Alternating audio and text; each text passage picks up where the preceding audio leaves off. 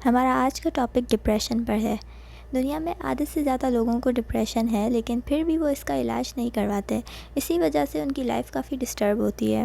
Depression بڑھنے کی سب سے جو بڑی وجہ ہوتی ہے وہ ہے آپ کی فیملی آپ کو سپورٹ نہیں کرتی ہے۔ آپ کے کچھ فیصلے ہوتے ہیں جس میں آپ کے دوست آپ کو جج کرتے ہیں، یا آپ کی فیملی اینڈ فرینڈس سے آپ بہت ڈس اپوائنٹ ہو جاتے ہیں۔ تو اس وجہ سے آپ کا ڈپریشن لیول کئی زیادہ بڑھ جاتا ہے، جب آپ کو ہر طرف سے صرف اور صرف مایوسی نظر آتی ہے۔ ہم انسان اس بات کو نہیں سمجھتے کہ ڈپریشن بھی ایک بیماری ہے۔ جس طرح سے آپ ایک آنکھوں کے ڈاکٹر کے پاس جاتے ہیں، یا پھر کان کے ڈاکٹر کے پاس، یا دل کی بیماری ہے تو دل کے ڈاکٹر کے پاس جاتے ہیں، اسی طرح جب آپ کو ڈپریشن ہے تو آپ دماغ کے ڈاکٹر کے پاس کیوں نہیں جاتے؟ آخر کیا وجہ ہے؟ اس کی وجہ اصل میں یہ ہے کہ آپ کی جو معاشرہ ہے اور آپ کی جو فیملی فرینڈس ہیں وہ آپ کو یہ کہیں گے کہ یہ تو پاگل ہو گئے، اسی لیے اگر آپ سائیکالوجسٹ کے پاس جائیں گے تو سب آپ کو پاگل سمجھیں گے۔ اسی تھنکنگ کی وجہ سے ڈپریشن کے مریض ڈاکٹر کے پاس نہیں جاتے ہیں اور اوائڈ کرتے ہیں اس چیز کو، اور اسی وجہ سے ان کا جو ڈپریشن لیول ہے وہ کئی زیادہ بڑھ جاتا ہے۔ ہماری سوسائٹی میں سائیکالوجسٹ کے پاس صرف وہی پیشنٹس جاتے ہیں جن کی حالت بہت سیریس ہو جاتی ہے، جو ایک طرح سے پاگل ہی کہلاتے ہیں، کیونکہ وہ وہی لوگ ہوتے ہیں جو ڈپریشن کے پہلے اسٹیج پہ سائیکالوجسٹ کے پاس نہیں جاتے، اور جب وہ کہیں زیادہ بیمار ہو جاتے ہیں، جب ان کا دماغ بالکل کام کرنا چھوڑ دیتا ہے، تب وہ ان کی اپنی فیملی ان کو سائیکالوجسٹ کے پاس لے کے جاتی ہے۔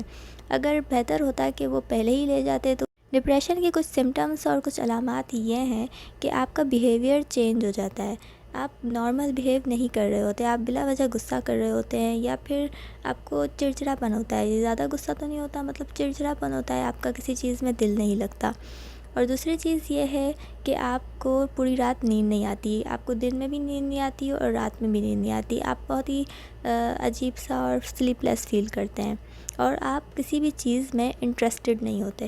آپ کو جو چیزیں پسند تھی کرنا وہ اب آپ کو پسند نہیں ہوتی، آپ اپنے شوقس، اپنے انٹرسٹ، ہر چیز بھول جاتے ہیں۔ جیسے آپ کو اگر بک ریڈنگ پسند ہے تو آپ بک ریڈ نہیں کریں گے، اگر آپ کو فون چلانا پسند ہے، آپ کو انسٹاگرام اسکرول کرنا پسند ہے، تو آپ اس میں اب انٹرسٹڈ نہیں ہوں گے، کیونکہ ڈپریشن ایک ایسی بیماری ہے جو آپ کے سارے شوق اپنے ساتھ ہی لے جاتی ہے۔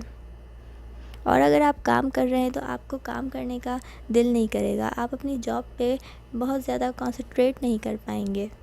یہ ڈپریشن کی کچھ علامات ہیں، اور یہ ضروری نہیں کہ آپ کی زندگی میں بہت کچھ برا ہوا ہے اسی وجہ سے آپ ڈپریسڈ ہیں، بلکہ آپ ڈپریشن میں تب بھی جا سکتے ہیں جب آپ کے اوپر ورک لوڈ سب سے زیادہ ہو، جب آپ کو اتنا زیادہ کام دے دیا جائے اور آپ کو گھر کا بھی کام کرنا ہو، باہر کا بھی کام کرنا ہو، 3-4 لوگوں کو دیکھنا ہو، تو اس میں آپ کو ڈپریشن ہو سکتا ہے۔ تو ضروری نہیں کہ آپ کے بہت ہی کوئی بہت بڑی یا بری چیز ہو گئی ہے تبھی آپ کو یہ ہو، یہ چھوٹی چھوٹی باتوں میں بھی آپ کو ڈپریشن ہو سکتا ہے، جو نارملی دنیا کے آدھے سے زیادہ لوگوں کو ہوتا ہی ہے۔ آپ لوگوں نے یہ بات تو سنی ہوگی کہ جو لوگ ڈپریشن میں ہوتے ہیں وہ چیزیں توڑتے ہیں، لوگوں کو مارتے ہیں، اور بہت زیادہ شاؤٹ کرتے ہیں، بہت چلاتے ہیں۔ یہ سب جھوٹ ہوتا ہے۔ 90% لوگ ایسے نہیں ہوتے، اونلی 5% لوگ ایسے ہوں گے جو باقی سیریس پیشنٹس ہوتے ہیں، لیکن جو ڈپریشن کے 90% جو پیشنٹس ہیں وہ ایسے نہیں ہوتے، بلکہ وہ بہت ہی خاموش ہوتے ہیں۔ وہ روزمرہ کی زندگی میں اپنے کام بھی کر رہے ہوتے ہیں۔ آپ کسی کی شکل دیکھ کے نہیں بتا سکتے کہ یہ ڈپریس ہے، کیونکہ 90% وہ لوگ نارمل ہوتے ہیں، وہ بالکل سامنے نارمل بیہیو کر رہے ہوتے ہیں، لیکن اندر ہی اندر وہ بہت سیڈ ہوتے ہیں۔ لیکن آپ کو کبھی بھی ان کی فیس دیکھ کر پتہ نہیں لگ سکتا، کیونکہ وہ کبھی بھی ایسے نہیں ہوتے، وہ شاؤٹ نہیں کرتے، وہ بریک نہیں کرتے چیزیں، وہ چیزوں کو کسی کو ہٹ نہیں کرتے، بلکہ وہ اپنی زندگی میں کہیں نہ کہیں موٹیویٹڈ بھی ہوتے ہیں۔ انہیں لگتا ہے کہ چلو شاید کبھی نہ کبھی چیزیں ٹھیک ہو جائیں گی، لیکن چیزیں ٹھیک نہیں ہو رہی ہوتی ہیں، اور وہ اندر ہی اندر ایک طرح سے گل رہے ہوتے ہیں، اور وہ سیڈ ہو رہے ہوتے ہیں اندر ہی اندر، اور وہ کسی کو پتہ نہیں لگنے دیتے کہ وہ ڈپریس ہیں۔ یہ جو بہت زیادہ لوگ اسمائل کرتے ہیں نا، اصل میں وہی اندر سے ٹوٹے ہوئے ہوتے ہیں۔ ڈپریشن کے جو پیشنٹس ہوتے ہیں وہ اپنے کلوز فیملی اینڈ فرینڈس کو زندگی میں کبھی نہ کبھی یہ ضرور بتاتے ہیں کہ ان کی طبیعت ٹھیک نہیں ہے، ان کی مینٹل ہیلتھ بالکل بھی نارمل نہیں ہے۔ وہ جو بہت ان کے قریب اور کلوز فرینڈز ہوتے ہیں وہ انہی کو یہ چیز بتاتے ہیں۔ تو اب آپ اس کی ٹریٹمنٹ اس طرح کر سکتے ہیں کہ آپ ان کی مدد کریں، آپ ان کی باتوں کو سنیں وداؤٹ ججنگ۔ اب ضروری نہیں ہے کہ آپ ہر کسی کو مشورہ دینے لگ جائیں۔ جب کوئی آپ سے اپنی مشکل شیئر کرے تو آپ اسے سمجھانے نہ لگ جائیں، بلکہ اسے سمجھنے لگیں۔ کیونکہ سمجھانے میں اور سمجھنے میں بہت فرق ہوتا ہے۔ آپ اس کو یہ نہیں بولیں کہ بھئی تم ایسا کرتی تو ایسا ہوتا، یا تم ایسی ہوتی تو ایسا نہ ہوتا، بلکہ اس کی جو پریشانی ہے، اس کی جو سچویشن ہے، اس کو سمجھیں اور اس کا ساتھ دیں، اور اسے کہیں کہ کوئی بات نہیں، جو ہوا وہ ہو گیا، لیکن اب آگے جو ہوگا وہ سب اچھا ہوگا۔ تو آپ ان کو جج کیے بغیر ان کی ہر بات کو سنیں۔